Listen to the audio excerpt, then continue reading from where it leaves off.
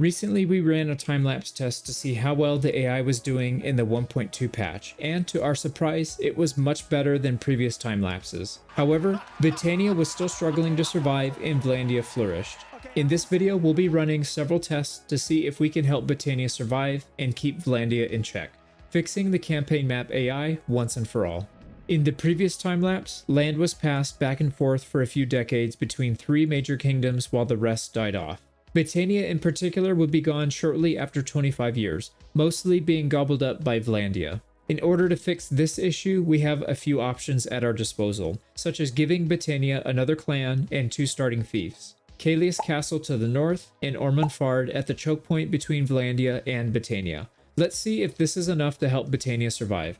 The first year consisted of taking and losing the same castles over and over again. Uthelheim Castle was taken and lost 6 times, for example. Although looking at the end of year 1 data, you couldn't tell much happened as the fief count for Battania stayed the same. They did lose 1 noble in battle, but the map is mostly unchanged otherwise. The fief change notes for year 2 Battania are pretty mellow, taking and losing Uthelheim another 3 times, but otherwise not much else happened. Vlandia began to bully Sturgia to the north, opting to leave Battania alone for this time period. The year-end data shows Battania once again unchanged with 15 fiefs still. The rest of the map is relatively stable, although Regaea saw her kingdom cut in half from the start, down to only 7 fiefs. While it's still too early to tell, it does seem like the extra clan and fiefs are helping stem the Vlandian tide. Time to speed things up a bit. This period will be looking at years 3, 4, and 5. The fief change notes are pretty sparse, considering it's 3 years of action. Sadly, the AI still struggles to hold other culture towns, and Varcheg is lost to rebellion. Some Sturgian castles were taken and lost, as well as a few Battanian fiefs in the south. There was a long period of peace near the end before war broke out with Sturgia. One interesting point, Battania lost an entire clan this time period. Sadly, there are some clans that have only 2 adults, meaning if they die before their kids come of age, the entire clan is wiped out. In this case, they lost 2 adults from battle, and their clan was gone. Switching over to the year-end data, we see Battania actually increase in size, up to 18 fiefs. However, the cracks are beginning to form. They're down from 9 to 8 clans, and from 61 down to 53 nobles, most of which were underage and died off when their parents died. The rest of the map is fairly stable. Southern empires regained some lands, the north lost all of their gains, the west grew by a modest amount, Vlandia hasn't changed at all, Khazate continues to grow steadily, Sturgia is slowly bleeding fiefs, and the Asterai lost only a few. The next 5 years we see a stark contrast. Battania went to war with Sturgia at first, taking and losing Varcheg several times. Then they were attacked by the Western Empire and lost lands. Then Vlandia, and full circle back to Sturgia again. It wasn't massive losses all at once, but a slow, steady loss without the ability to retake the lands at a later time. Our poor Battanians have been cut in half, going from 18 down to 9 fiefs in total. The clan count stayed the same, and they even picked up 1 new adult noble. The rest of the world was mostly stable, with a few exceptions. Vlandia exploded, going from 16 fiefs up to 30, and Sturgia shrank from 12 down to 6. From what I could tell, Vlandia would sit back and wait for 2 kingdoms to drain their manpower, swoop in to take a few fiefs, and then back out to consolidate. We know the AI isn't smart enough to do this intentionally, so it seems their positioning on the map is ideal for this scenario to take place time and time again. But all might not yet be lost for Battania. Let's check out the next 5-year stretch. We see a few back and forth fief changes with Sturgia, but then Battania is attacked in the Heartlands, losing Pencannock to Vlandia. Once again, they're attacked on multiple fronts and end up losing fiefs to their enemies. Battania would go to war with Sturgia, the Empires, and Khazate, attrition their manpower away from back and forth battles. Then Vlandia would swoop in to snag 1 or 2 fiefs and back out. Battania was able to hold their own against 1 neighbor at a time, but not 2 or 3. The end of year 15 sees another shocking decrease in size, going from 9 to only 5 fiefs, meaning there are multiple clans without any land. Noble count actually increased by 10, but it didn't seem to help make any difference in the end. The rest of the world was mostly stable, gaining or losing a fief or 2 overall.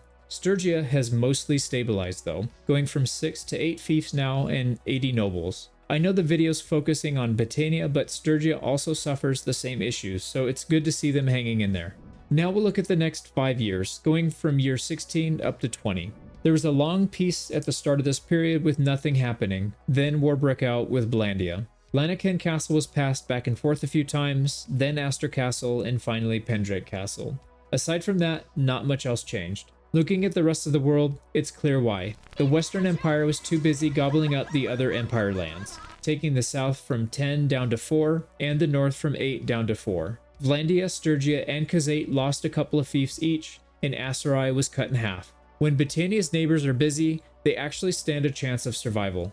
However, they're still holding less than half of their starting fiefs, and have several clans without any land, meaning they can't afford to pay for troops for long. As with the other tests, it's only a matter of time before they're wiped off the map. It doesn't seem an extra clan and 2 fiefs is enough to stem the red tide.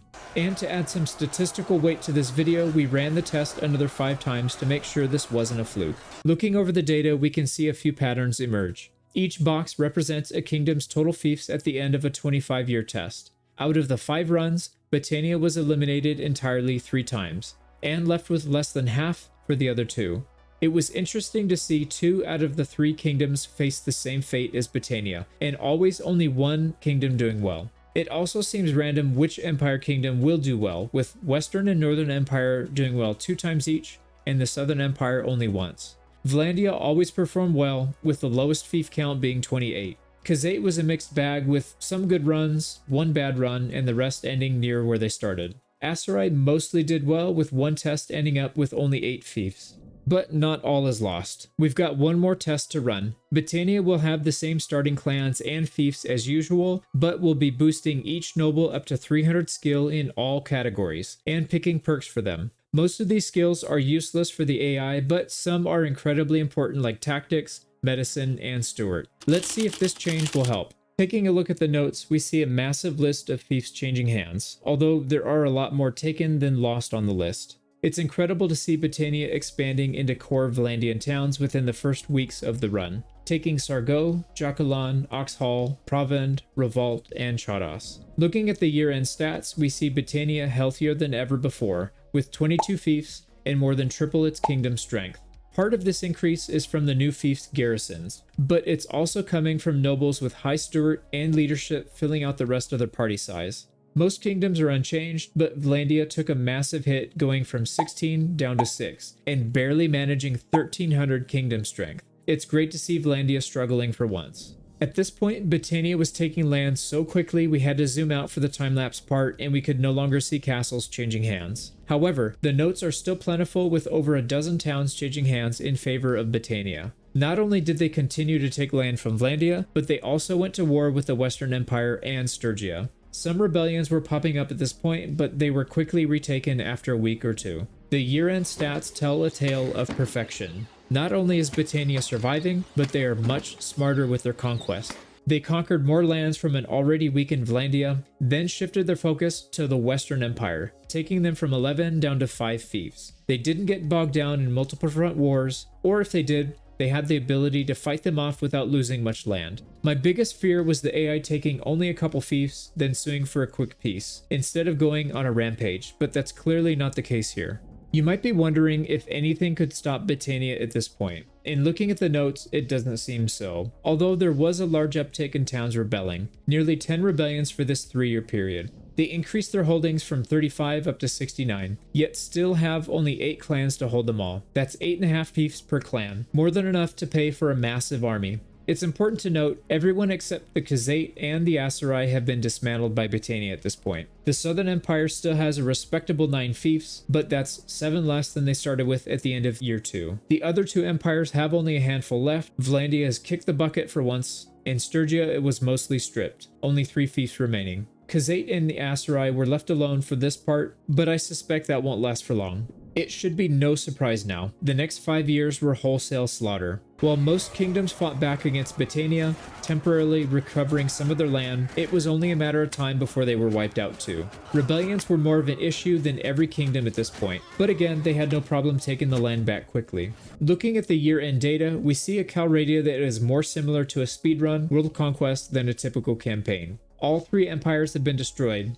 Khazate and Sturgia have also been eliminated, and the Aserai are all that's left. Battania still have only 8 clans in their kingdom, with 109 fiefs amongst them. I'm not sure why they don't recruit any of the orphan clans to help hold their fiefs though. You might also be wondering why the Aserai were able to survive. We ran this time-lapse for another 5 years and the map didn't change at all. Looking at the peace deal between Aserai and Battania, we can see why. They are paying well over 20 million dinars per day for peace, which is many multiples more than they would get from taking the land and holding it for themselves. Interestingly, the AI is allowed to go negative and continue to pay this outrageous peace indefinitely, leading to an infinite stalemate. Let's go back and watch a couple of the time lapses while we discuss the main takeaways from these tests. Battania has always struggled with surviving past 10 to 20 years of any campaign. There are many reasons why this is the case, such as low clan and noble count compared to their neighbors, homelands being tightly packed together making it easier to take multiple fiefs in one war,